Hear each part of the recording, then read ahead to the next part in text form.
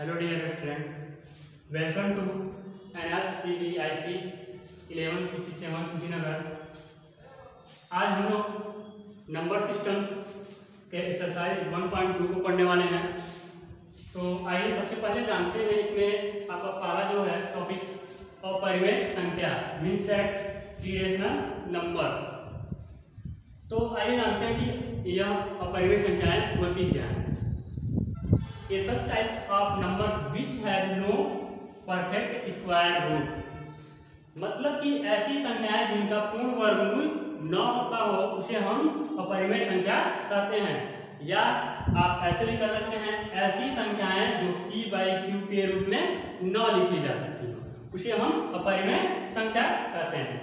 For examples √2, √3, √5 and pi that is called irrational number.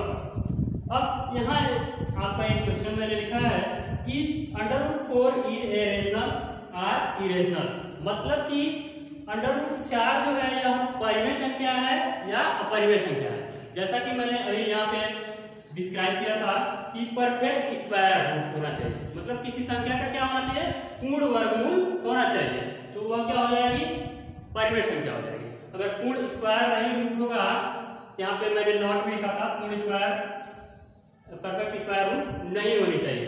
अगर perfect square root हो गई तो वह क्या संख्या हो जाएगी, परिमेय संख्या हो जाएगी। जैसे √4 को हम बाहर निकालेंगे तो क्या हो जाएगा, इसका पेयर्स बनाएंगे 2 × 2, जब पेयर्स बन जाता है तो यह क्या होता है, बाहर निकल जाती है संख्याएं, यानी 2 हमारा जो है क्या है, परिमेय संख्या, यानी √4 जो है हमारा यह क्या है, रेशनल नंबर है, परिमेय संख्या है। आइए अब जानते हैं कि रियल नंबर मीन्स वास्तविक संख्याएं क्या होती हैं। The collection of rational and irrational number are called real number, मतलब कि परिमेय और अपरिमेय संख्याओं का संग्रह, मतलब दोनों को मिला के जो संख्याएं होती हैं उसे हम बोलते हैं वास्तविक संख्याएं। जैसे आप 1 लिख दिए हैं, √2 लिख दिए हैं, 3 और √9, ये सभी संख्याएं क्या हैं, रियल नंबर यानी वास्तविक संख्याएं हैं। आइए अब इनके आधार पर हम अपने सिलेबस एक्सरसाइज 1.2 के सवालों को देखते हैं। पहला सवाल का निम्नलिखित कथन सत्य है अथवा असत्य, कारण के साथ अपने उत्तर दीजिए। पहला इसमें कह रहा है संख्या रेखा पर स्थित प्रत्येक बिंदु एक परिमेय संख्या को निरूपित करता है, तो पहला जो आपका ऑप्शन है यह असत्य होगा। मैं बता दे रहा हूं क्योंकि संख्या रेखा पे आप अपरिमेय संख्या को भी यानी इरेशनल नंबर्स को भी रिप्रेजेंट कर सकते हैं, तो पहला ऑप्शन आपका असत्य है। दूसरा, संख्या रेखा पर ऐसी संख्याएं भी होती हैं जिन्हें p by q where p and q are integers के रूप में नहीं लिखा जा सकता है, तो यह जो आपका ऑप्शन है सत्य है, क्योंकि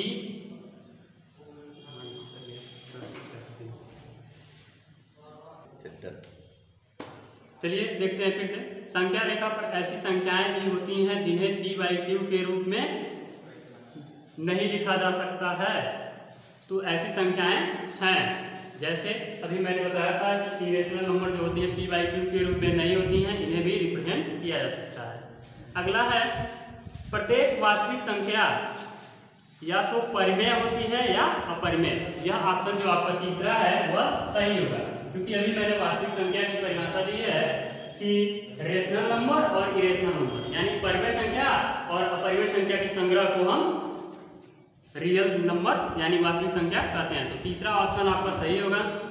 चौथा है अपरिमेय संख्याओं को संख्या रेखा पर बिंदुओं द्वारा प्रदर्शित नहीं किया जा सकता है, तो यह आपका ऑप्शन गलत है।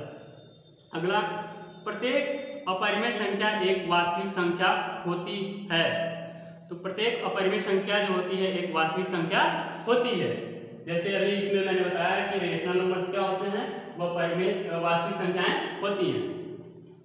अगला है संख्या रेखा का प्रत्येक बिंदु √n के रूप का होता है जहां n एक प्राकृतिक संख्या है। यह ऑप्शन आपका गलत है, क्योंकि √n जो है अगर के रूप का है तो वहां इंटेजर्स लिया जाता है, यानी पूर्णांक। अगर यम पूर्णांक होता तो यह परिमेय संख्या के रूप का, वास्तविक संख्या के रूप का होता। अब अगला देखते हैं, प्रत्येक वास्तविक संख्या एक अपरिमेय संख्या होती है। प्रत्येक वास्तविक संख्या इसमें कह रहा है, जबकि इसका उल्टा है। अगर कहता कि सभी अपरिमेय संख्याएं वास्तविक संख्याएं होती तो हो सकता था, ठीक है, तब सही होता है। लेकिन इसमें कह रहा है सभी वास्तविक संख्याएं, यानी प्रत्येक वास्तविक संख्याएं अपरिमेय संख्याएं होती हैं, तो यह ऑप्शन आपका गलत हो जाएगा।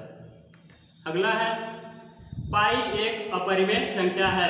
तो अभी मैंने लिखा था अपरिमेय संख्या की डिफिनीशन में कि पाई एक क्या है, अपरिमेय संख्या है। तीसरा हमारा सवाल है, जो √5 को संख्या रेखा पर दर्शाइए। तो ये हम जान रहे हैं कि यह एक अपरिमेय संख्या है, अब इसे हमें संख्या रेखा पर दर्शाना है।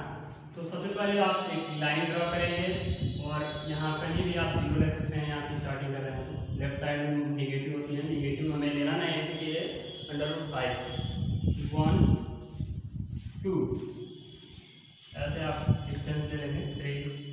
और यहाँ पे देखेंगे आप कि √5 आप चाहें तो पॉइंट में इसे भी बदल सकते हैं, √5 का वर्गमूल निकाल सकते हैं। 5 2 2 2 जा 4, 1 बचेगा। यहाँ डबल जीरो इंडिकेट करेंगे, 2 2 4 2 से फिर करेंगे 42 दूनी 84 हो जाएगा, 50 16, यानी 2.2, यानी 2 से आपका कुछ पॉइंट आगे बता रहा है।